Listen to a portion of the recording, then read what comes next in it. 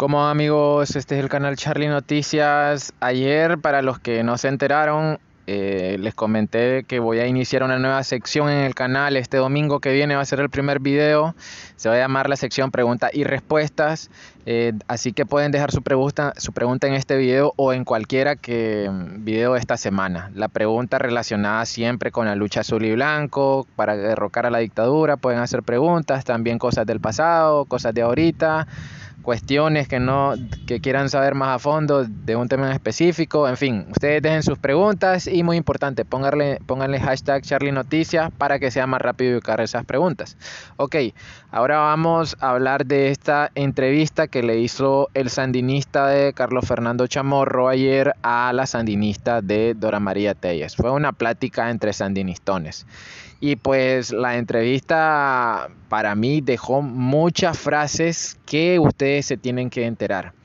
Les voy a dejar este primer clip y después lo venimos a comentar. De la insurrección cívica que estalló en 2018, ¿por qué este movimiento tan masivo, con tanto respaldo nacional, que tuvo en jaque a la dictadura Ortega Murillo, no logró desalojar del poder a Ortega y Murillo? Yo creo que la gran virtud de este movimiento, que fue su amplitud, fue su, digamos, masividad, fue su capacidad de estar autoconvocado, fue lo que exactamente el gran problema, pues esa es su razón de sus limitaciones. Este no era un movimiento que tenía una articulación y que tenía una sola dirección. Era un movimiento múltiple que no estaban todos en el mismo cauce, tenía mucho levantamiento espontáneo. Y yo creo que esa era una gran virtud, pero también fue un gran problema a la hora del primer diálogo. Es decir, la construcción del sujeto de diálogo fue una construcción a partir de ciertos sujetos sociales y de a los jóvenes, pero el posicionamiento frente al régimen mismo en ese momento del diálogo no fue totalmente único. Yo caminos que fue responder con sangre y fuego, responder con francotiradores, responder con represión, responder con crímenes, responder con cárcel masivamente. Y el instrumento único que tenía ese movimiento de abril era pues simplemente salir a la calle. Era la protesta cívica. Y en una protesta cívica no se puede enfrentar a las armas, pues, en esas condiciones. Entonces, no sé si es un fracaso del movimiento de abril o en realidad es el fracaso de la dictadura de los Ortega Murillo. Ok, ahí escucharon a esta delincuente sandinista de los 80 y básicamente el titular es el que les puse en la miniatura. Esta delincuente está aceptando que la vía cívica y la vía pacífica no es suficiente para derrocar a una tiranía tan sanguinaria como la sandinista. Y justamente eso es lo que venimos diciendo muchos liberales, mucha gente que somos antisandinistas, que la vía cívica no fue suficiente y no es suficiente para derrocar al régimen sandinista, que la gente que es pacífica tiene que ser complementada con gente que ande sus cañas huecas, con un movimiento armado tradicional. El movimiento pacífico y cívico con el movimiento armado. Las dos cosas se pueden complementar perfectamente. Otro apunte también.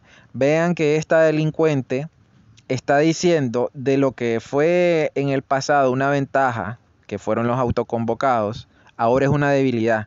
Y esto es justamente lo que yo vengo diciendo desde hace meses, que los movimientos autoconvocados y la gente autoconvocada tuvo que dar el siguiente paso, tuvo que subir de nivel.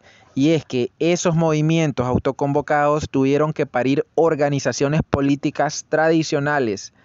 Esos movimientos autoconvocados tuvieron que engendrar líderes y activistas políticos hechos y derechos y chapados a la antigua.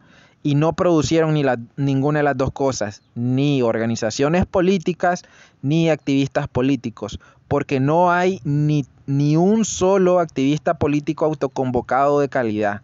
Muchos cojean de varias patas, unos porque no tienen estudios, otros porque solo son gritar, otros porque no son diplomáticos, otros porque no saben cómo expresarse ante las cámaras, otros porque no saben cómo organizar gente. En fin, todos adolecen de algo y entre todos no hacen uno. Eso ahora es una gran debilidad. Y ahora hay algo en lo que sí esta vieja está mintiendo cínicamente, y es que dice que una de las razones también por las cuales el tirano no salió del poder en el 2018 fue por el diálogo nacional, que en el diálogo nacional no había una sola voz y eran voces muy heterogéneas que no coincidían prácticamente en nada las voces del lado opositor. Pero ¿qué es lo que pasa? Lo que ella no dice es que el diálogo nacional nunca se tuvo que haber dado. Oigan, si las primeras protestas se dan un 18 de abril, las protestas fuertes en León de los jubilados que los vapulearon, y un 22 de abril el régimen hace el llamado a un diálogo y el COSEP lo responde, el diálogo. José Adán Aguirre da una entrevista que están evaluando lo del diálogo. Apenas habían pasado 4 días, señores y señoras. ¿Cómo es posible que a 4 días ya estuvieran llamando un diálogo? ¿Y qué es lo que pasó? Del 18 de abril, que comienzan las protestas, al 16 de mayo no pasa ni siquiera un mes, y el 16 de mayo estaban comenzando oficialmente el diálogo nacional del 2018. Y comenzaron a convocar a la gente, comenzaron a mandar cartas, los de la conferencia episcopal, desde finales de abril. Pasaron 15 días mandando cartas. Todo eso fue lo que mató al movimiento autoconvocado. Esos politiqueros que se fueron a montar a ese diálogo, a dialogar sinvergüenzamente sobre sangre derramada con el tirano, con el trompudo, son culpables de matar al movimiento autoconvocado. El diálogo nacional mata la lucha, mata la insurrección. Y los politiqueros se encargaron de sepultar a esas semillas, a esos retoños de nuevos activistas políticos que estaban saliendo del pueblo. Los politiqueros no le dieron pase a esa nueva camada de políticos que necesitaba Nicaragua, que surgieran a partir del 2018 con los movimientos autoconvocados. Entonces, ella quiere decir que lo malo del diálogo fue que no estaban unidos. No, lo malo del diálogo es que no tuvo que haber existido en primer lugar. Sigamos con el siguiente clip. Sin impunidad, que es lo que demanda la gente. Siempre se ha postergado bajo el argumento de que se quiere evitar abrir heridas de los años del somocismo, heridas de la revolución, heridas de la transición. ¿Y cómo se puede hacer justicia cuando no hay un sistema de justicia en el país? Supongo que habrá que reformarlo, cambiarlo radicalmente. Se necesita una comisión de la verdad, se necesita un organismo supranacional para hacer justicia. Primero, el tema de la verdad, ¿verdad? Que es una parte de la justicia. El tema de la verdad, yo he sido el criterio de que hay que trabajar una comisión nacional, principalmente, a la cual se pueda recurrir quienes quieran poner sobre la mesa algo que le duele, que le interesa, de violación de sus derechos humanos. Por ejemplo, te voy a poner un ejemplo, pues. Todavía no conocemos los nombres de las personas que mataron el 22 de enero de 1967, de la masacre del 22 de enero. Todas las placas están sin nombre, no hay nombre. Bueno, yo quisiera saber quiénes son esas personas, quiénes fueron, ¿verdad? Porque tienen familia, tienen hijos, tienen derecho a estar ahí representados como víctimas en una situación sumamente crítica, para poner un ejemplo. Es decir, yo creo que hay muchas heridas a lo largo de toda la historia del país, que en algún momento alguien quiere decir, miren, yo quiero una investigación sobre esto, o pongo una denuncia pues sobre esto. Y lo otro es la investigación penal, ¿verdad? Que yo creo que sí es muy importante, y en las condiciones del sistema judicial nicaragüense es prácticamente imposible.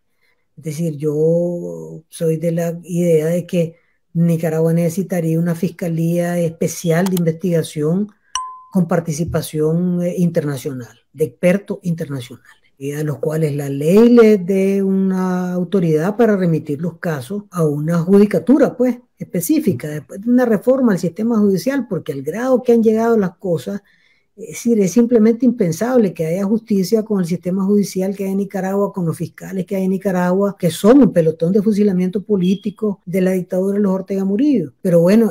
Ok, aquí tenemos a dos sinvergüenzas, a dos ancianos degenerados nivel Dios. Comienza el sinvergüenza de Carlos Fernando diciendo que en la época de Somoza, en la dictadura somocista, hubieron crímenes de lesa humanidad. pero cuando llega la época de los 80 no dice los 80, dice revolución. Como que si con decir revolución la gente que estaba viendo esa entrevista va a decir, no, es que esos crímenes de los 80 como eran en la revolución no son tan graves, no son crímenes de lesa humanidad, pues fueron 1000 veces peores de los crímenes que cometió Somoza. Entonces, ¿qué es lo que le responde la otra degenerada de la Dora? Le dice de que para ella es necesario traer jueces internacionales, un organismo internacional que venga a impartir justicia a la Nicaragua en transición, porque el Poder Judicial va a ser tan corrupto y va a estar tan destruido que esos mismos jueces se van a tener que condenar. Entonces va a ser imposible que impartan justicia porque ellos también van a ser criminales. Ok, pero es que esto mismo tuvo que pasar en el 90 cuando llegó la Violeta. Ustedes imagínense qué clase de impunidad existió en el 90, que los mismos jueces que el sandinismo tuvo en su primer dictadura en los 80 fueron los mismos jueces, la gran mayoría que estuvieron con la Violeta. No se hizo ningún tipo de depuración en el Poder Judicial. Imagínense que el Albalud Ramos viene de la época de Ortega. Comenzó con Ortega el Albalud Ramos, pasó por todos los gobiernos liberales y llegó hasta la segunda dictadura sandinista. Esa es la impunidad que ha existido en Nicaragua. Entonces, ¿por qué no dice ella de que esto mismo se tuvo que aplicar en el 90? Sino, en vez de eso, lo que se hizo fue que se dieron amnistías a los miles de criminales sandinistas. Otra cosa, habla de lo que pasó en 1967. ¿Y por qué no habla de lo que hicieron ellos en 1979 en contra de los guardias somocistas, que lo arrastraban por las calles, los desmembraban a los guardias somocistas? Estos también fueron crímenes de lesa humanidad que quedaron en la impunidad. Las nuevas generaciones también queremos conocer la verdad. ¿Quiénes fueron esos guardias? Sus nombres. ¿Quiénes fueron los nombres de esos sandinistas criminales que hoy andan libres por Nicaragua, que destrozaron a esos guardias somocistas? En la época del sandinismo fue la época más negra de Nicaragua, fue cuando se cometieron más crímenes y por desgracia esos crímenes quedaron en la impunidad. Gracias a esos políticos corruptos, gracias a esos políticos carroñeros que se hacían llamar liberales y se hacían llamar antisandinistas. Hay otras sinvergüenzadas que dijo la Dora, ahí lo dejo a ustedes para que lo comenten en los comentarios. Bueno, muchas gracias, suscríbanse, compartan y hasta la próxima.